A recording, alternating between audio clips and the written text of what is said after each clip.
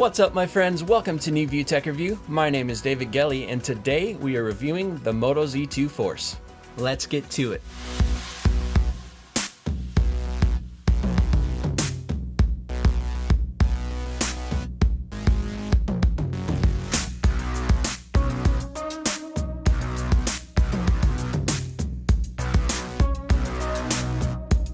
Motorola, a brand that continues to redefine itself year by year. Whether you find that to be a good thing or a bad thing, it definitely keeps consumers intrigued.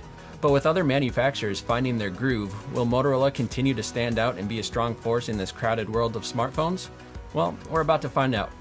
Starting off with the display, we find a 5.5-inch Quad HD Super AMOLED display with a PPI of 534. It actually reminds me a lot of the LG V30 display.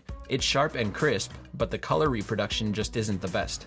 I find it to be either too oversaturated or slightly undersaturated, depending on if you have the colors set to vibrant or standard. Motorola also designed this display to be shatterproof, and no, I will not be testing that out. The display incorporates plastic materials to dampen the impact from any accidental drops. This also means that the display will scratch much easier from everyday things such as keys, tables, or even fingernails. But at least the screen won't shatter, right? The Moto Z2 Force stands 6.13 inches tall, 2.99 inches wide, has a thickness of 6.1 millimeters, and weighs 5.04 ounces. It's not a small phone by any means, but still manages to feel comfortable in the hand. The phone is wrapped in a 7000 series aluminum unibody and features a water-repellent nano coating, making the Z2 Force splash resistant.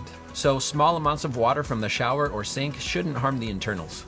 Just don't go dropping this thing in a pool, or you might find yourself looking for a new phone. On the right side of the phone, you'll find the power and volume buttons, which all seem to be grouped incredibly close to each other, making this yet another device with poor button placement. And on the edges of the screen where the glass meets the aluminum, there seems to be a sharp edge that makes swiping from the sides a bit uncomfortable. But I guess that's the trade-off for having a shatterproof display. Now, on the back of the device, you'll find 17 copper pins and a bar. This unique connection allows for Moto mods to be attached magnetically to the back of the Z2 Force, giving your phone extra features with just a quick snap. Some of the mods include a set of stereo speakers for better audio, a projector to literally project your video content onto any surface, a 360-degree camera for capturing truly immersive footage, and a battery pack that can provide you with 100% more battery life for on-the-go situations.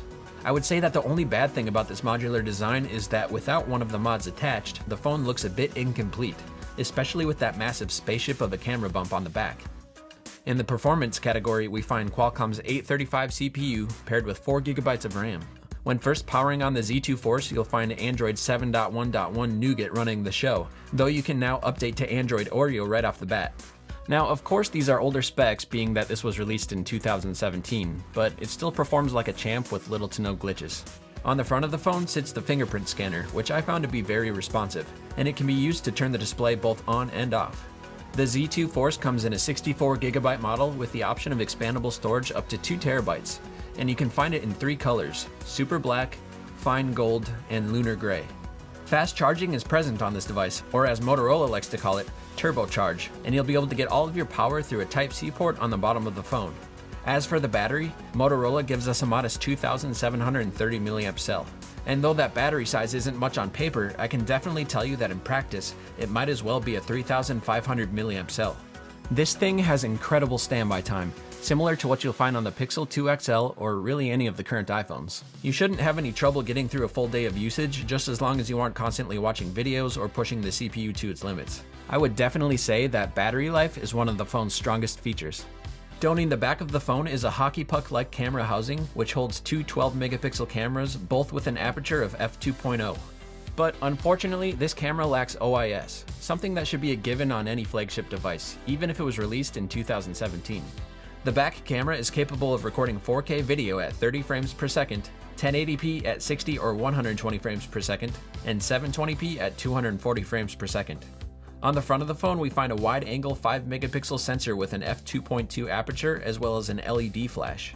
Here are a few quick samples of some pictures and videos I took with both the front and back-facing cameras.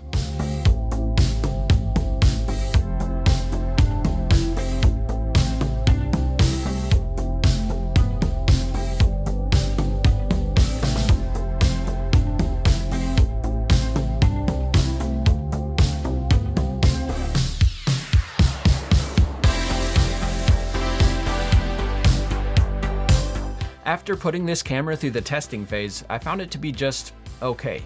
It does well if you adjust some of the settings in professional mode, but if you're looking for a great point and shoot camera, then you might consider going with the Google Pixel 2. And last but definitely not least, audio. The Moto Z2 Force has only one speaker, but it doesn't fire downward like most other phones with a single speaker. This one is front firing and it sits at the top of the device where you find the earpiece. It can reach up to 76 decibels, which isn't too impressive, but it actually sounds pretty clear and full for not having a second stereo speaker to boost its EQ levels. Unfortunately, you won't find a headphone jack on the bottom of the device like its cheaper counterpart has, the Moto Z2 Play. But Motorola does provide a Type-C to 3.5mm headphone jack converter if you'd prefer to not use wireless headphones. Overall, this is a great mid-tier device that will accommodate most consumers that are looking for a decent phone at a somewhat decent price, right around $750. But with the Moto Z2 Play being hundreds of dollars less, as well as including a headphone jack, it makes you wonder why they didn't just create one phone with all the best features that they have to offer. This leads me to the question of the day. What are your thoughts on the Moto Z2 Force, and do you think modular phones are here to stay? Let me know in the comments section down below. That's all I had for you today, my friends. I hope you enjoyed this review of the Moto Z2 Force. Please like, comment, and subscribe for more content. Thank you so much for watching, and I'll see you in the next one.